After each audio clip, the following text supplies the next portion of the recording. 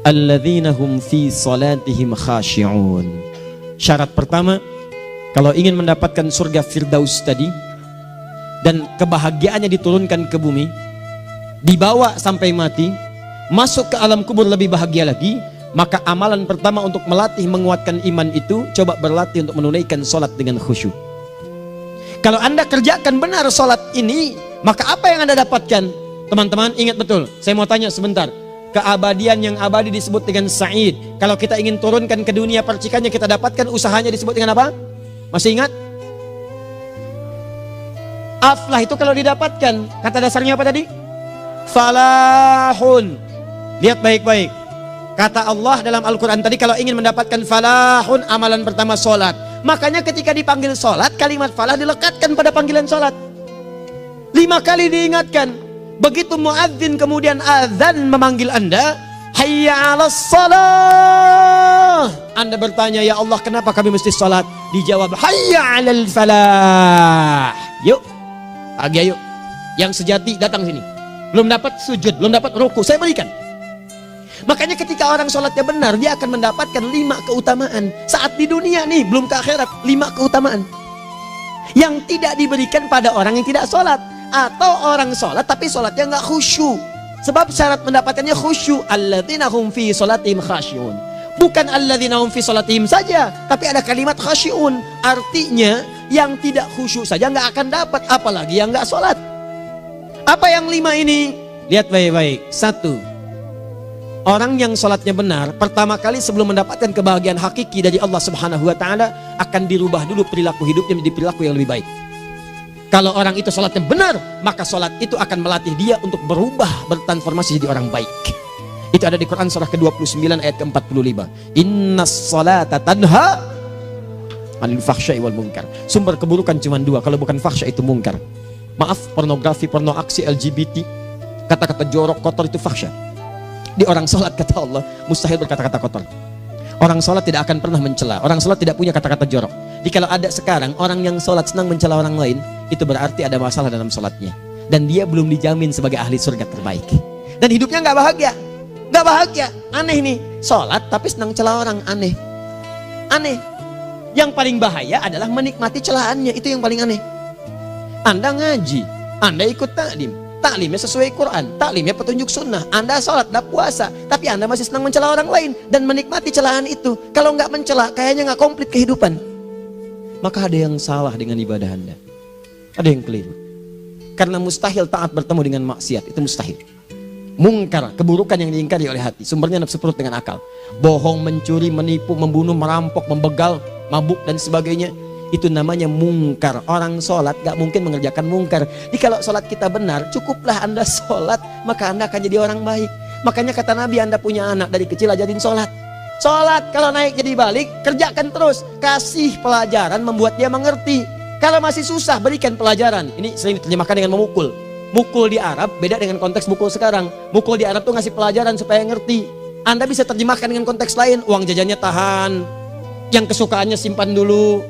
Bisa dengan konteks kekinian, tapi poinnya kenapa anak Anda dari kecil ajarin sholat, sampai kenalkan dengan masjid, ajari 3 tahun bawa ke masjid, kenalkan dengan masjid, gak ada masalah lari-lari itu sebelum waktu sholat. Kenalkan dulu. Dulu orang-orang tuh begitu, sebelum waktunya dikenalkan, jalan, begitu lari, biarin dulu.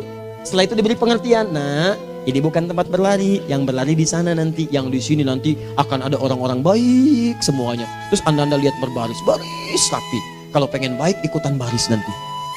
Terus nanti ada yang mimpin di depan, namanya imam. Imam itu siapa ya? Tetangga kita bukan yang Pak Imam, bukan. Bukan. Kalau tetangga kita namanya Imam S. Arifin. Kalau yang ini imam sholat namanya.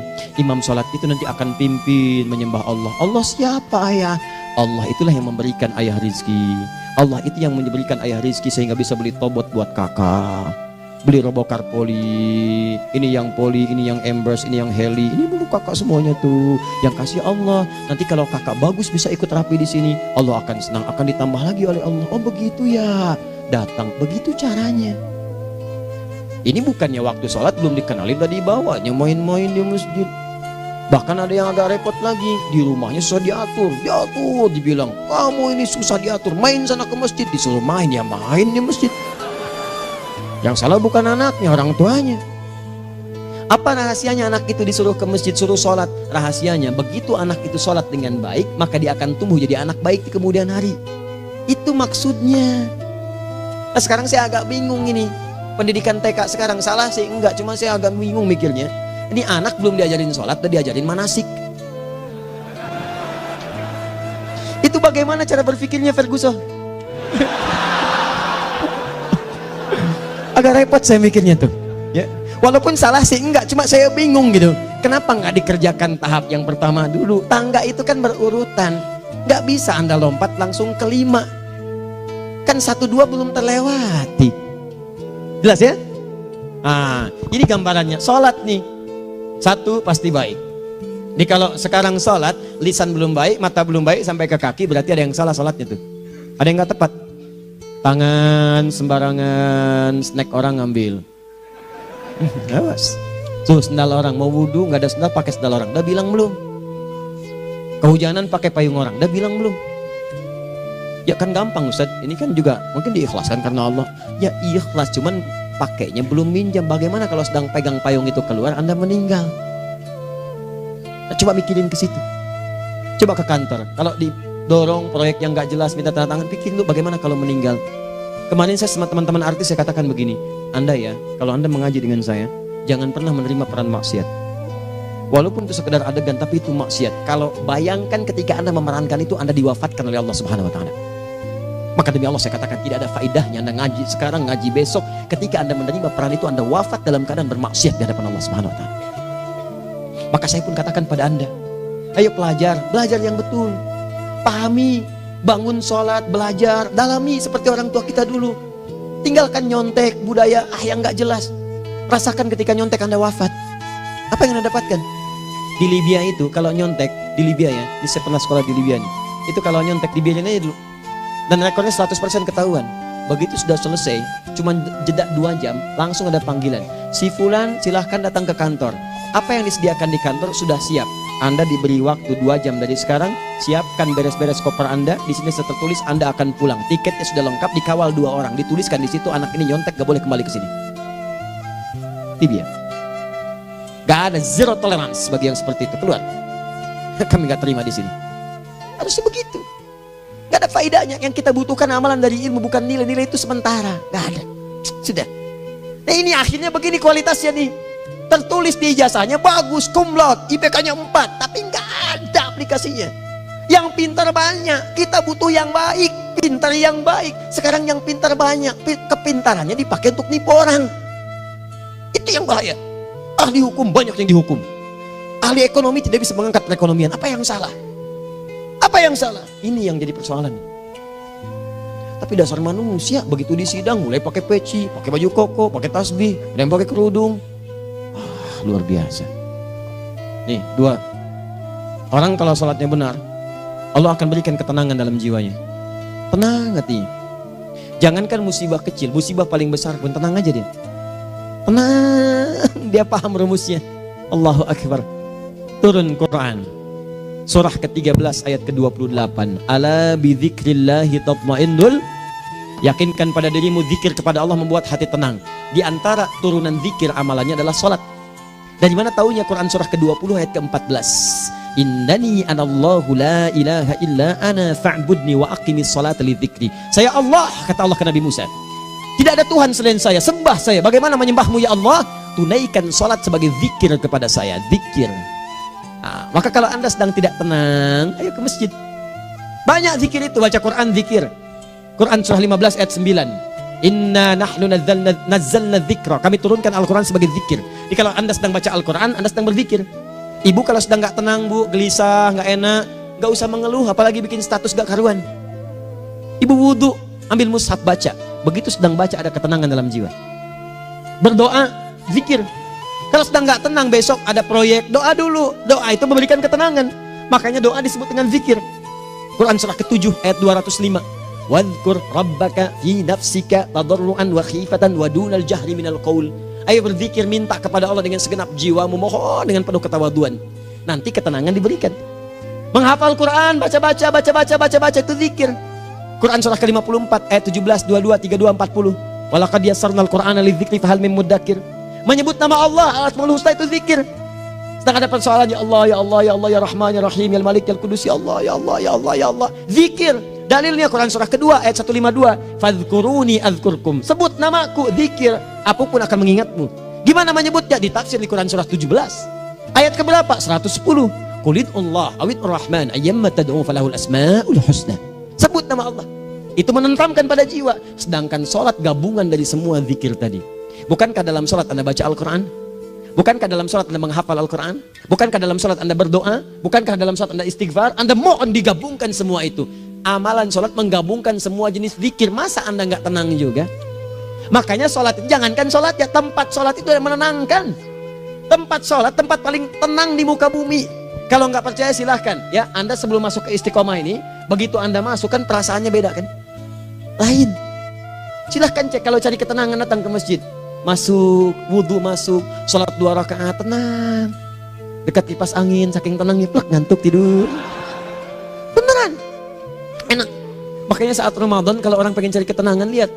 Di perusahaan-perusahaan penuh tuh musola, pada tidur. Ya, mengamalkan hadis palsu. Ya, dia musaim ibadah, tidurnya orang puasa ibadah, hadis palsu. Nah, itu teman-teman. Itu gambarannya tiga. Orang yang salatnya khusyuk benar, itu dijamin langsung oleh Allah Subhanahu wa taala akan dimudahkan semua urusan hidupnya termasuk rezekinya. Ini yang saya katakan.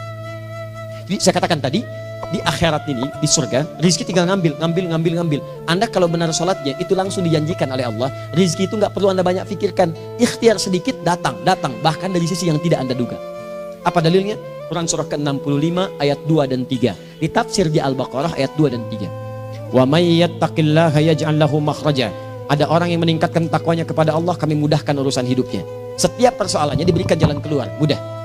Solusi. Setiap ada problematika, ada solusi. Wa yarzuqhu min haitsu la yahtasib. Dan kalau dia ingin mendapatkan rezeki, bahkan kami kirimkan dari sisi yang tidak dia duga. Orang lain capek ini datang lagi, tawaran proyek datang lagi. Utsman tuh Masya Allah kayanya banyak, tapi yang paling dirindukan bukan saat mendapatkan peningkatan omsetnya, yaitu saat dia mendapatkan waktu khusus dengan Allah untuk sholat malam hari, sampai-sampainya sempat sholat tahajud sampai khatam Al-Quran. Abdurrahman bin Auf demikian, Tamim Ad-Dari demikian, sholat karena tahu sholat itu meningkatkan rizki. Karena tahu kuncinya ada di situ, Allah yang punya rizki, disebut dengan Razzaq, pemilik rizki. Maka saya harus punya hubungan dekat dengan Allah. Kalau sudah punya hubungan dekat, mau apa aja gampang. Belum minta, udah diperhatikan. Silahkan cek, Anda punya hubungan baik dengan bos Anda di kantor. Ya, sebelum Anda minta, beliau udah pikirin tuh, telepon bendahara. Dia udah ngambil belum gajinya? Belum Pak, tambahkan bonus sekian. Kenapa? Karena dia mengawasi Anda.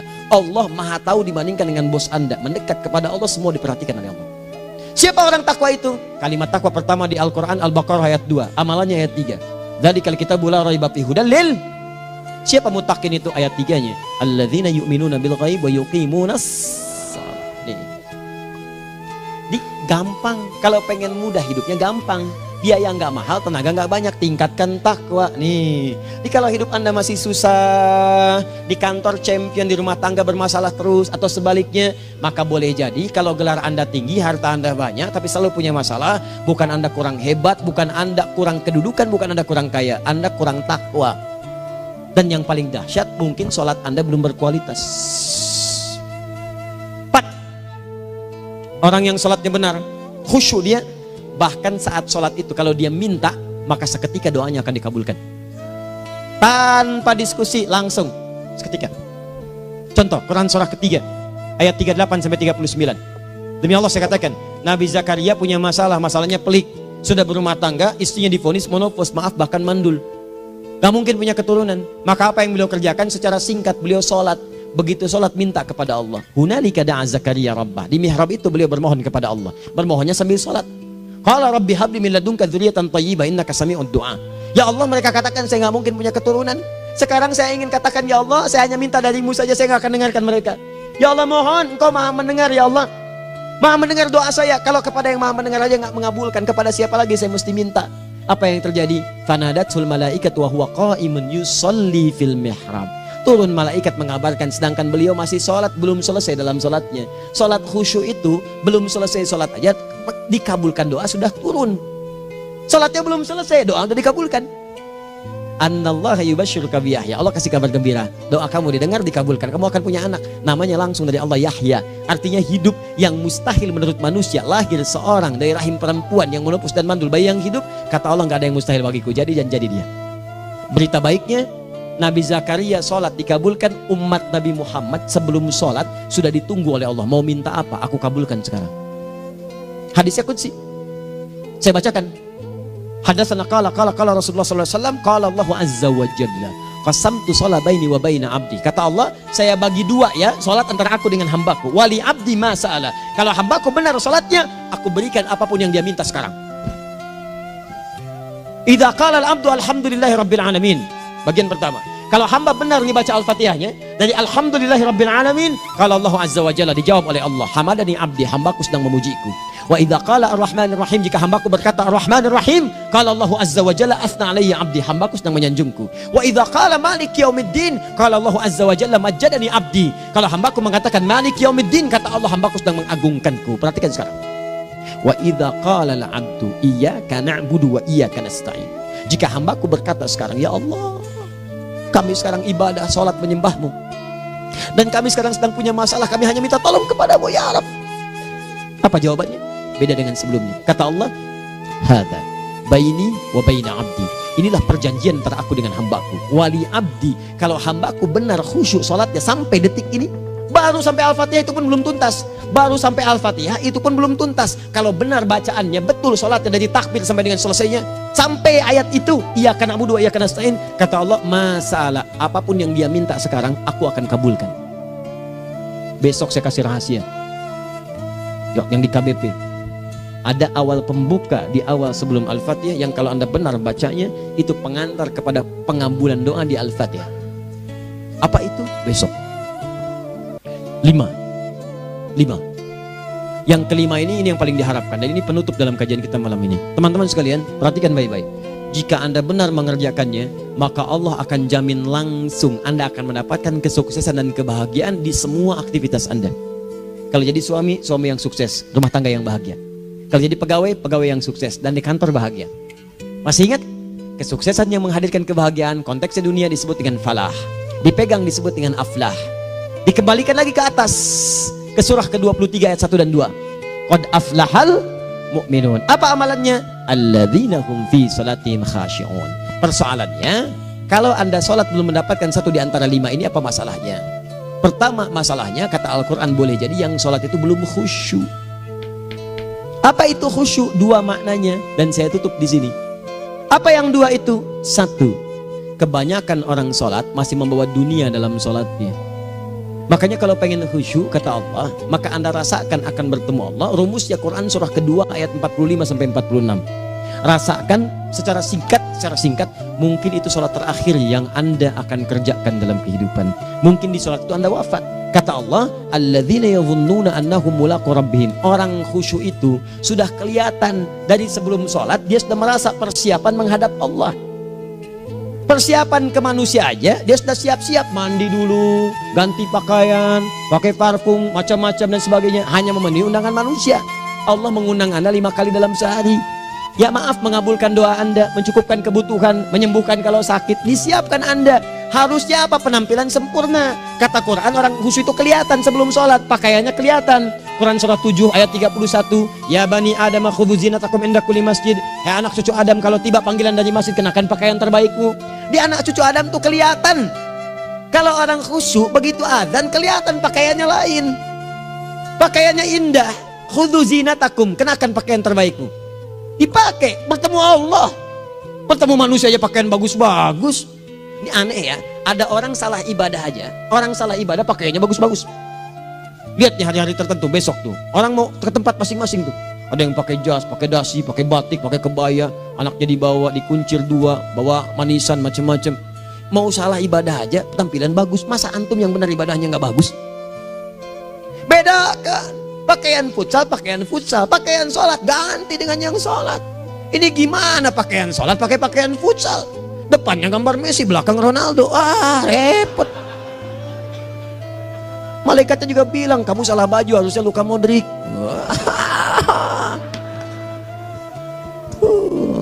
Apalah saya. Nah, yang mau tanya apa? Mourinho dipecat saya tahu. Lagi nganggur sekarang, ditawarin Benfica dia nggak terima. Sekarang jadi dia komentator di beIN Sport.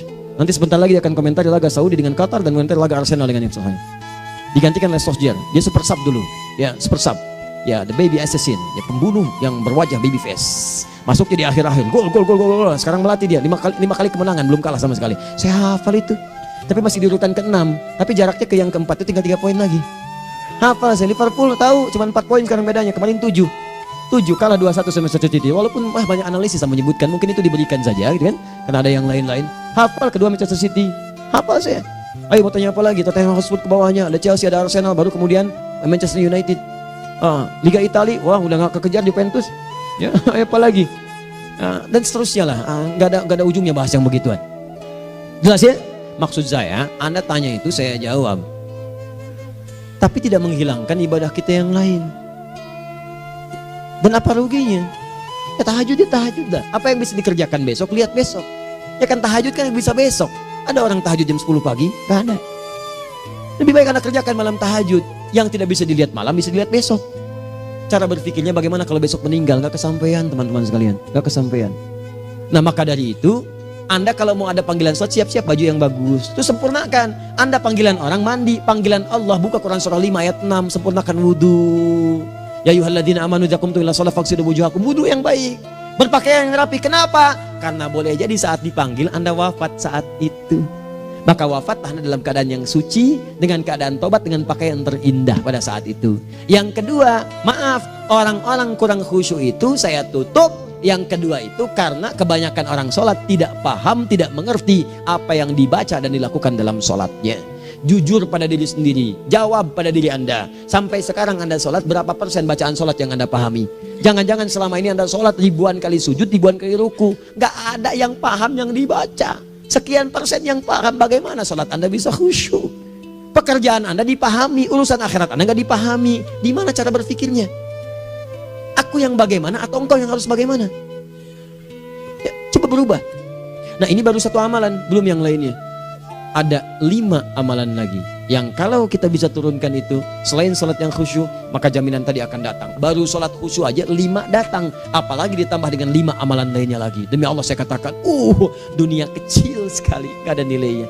Akhirat aja enak, nikmat. Saya ketemu Ustaz Arifin beberapa waktu lalu, dan kita doakan semoga Allah berikan kesembuhan, kesehatan. Saya datang, biasa kita adamin berdoa, duduk.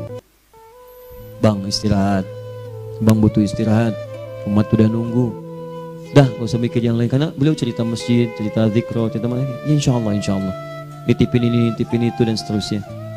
Dan yang paling indah adalah, bang kita saling panggil weekend.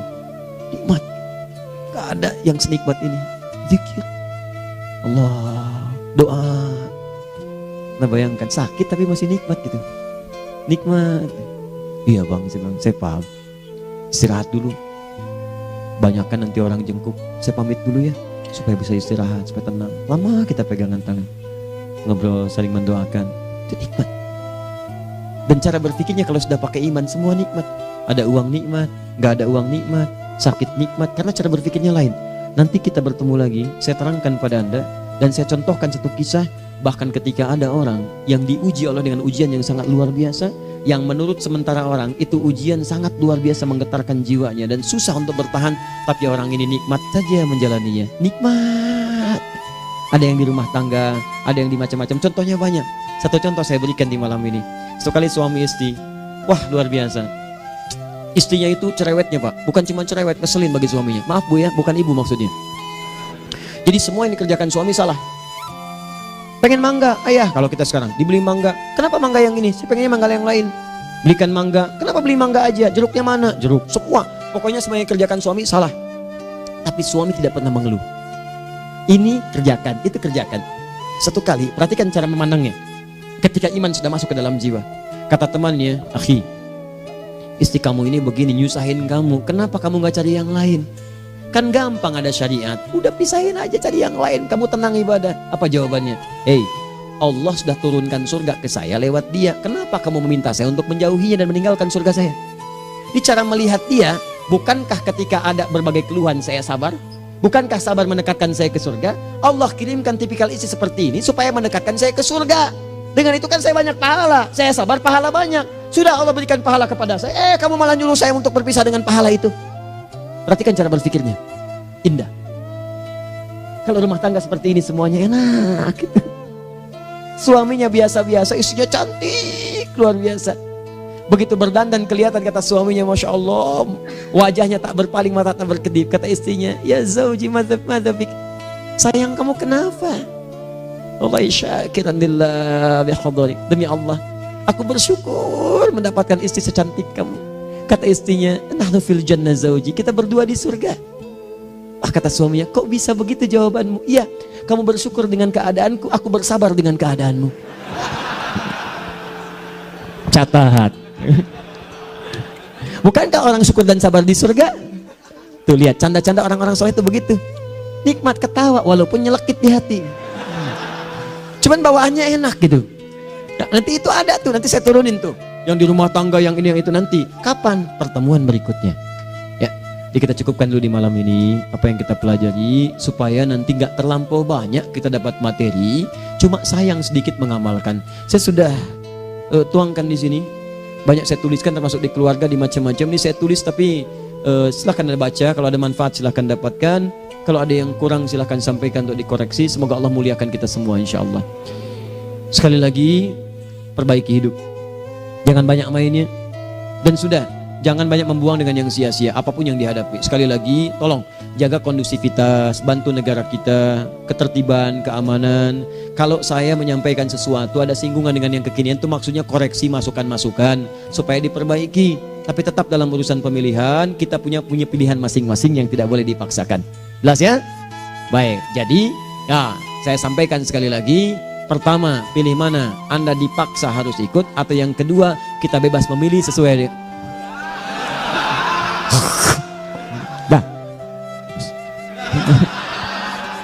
sudah ya. Jadi kita akhiri, subhanakallahumma bihamdika asyhadu an la ilaha illa anta astaghfiruka wa atubu ilaik. Wa akhiru da'wan alhamdulillahirabbil alamin. Berjumpa besok sesi terakhir fikih ikhtilaf di Masjid Ar-Rahman Kota Baru Parahyangan. Assalamualaikum warahmatullahi wabarakatuh.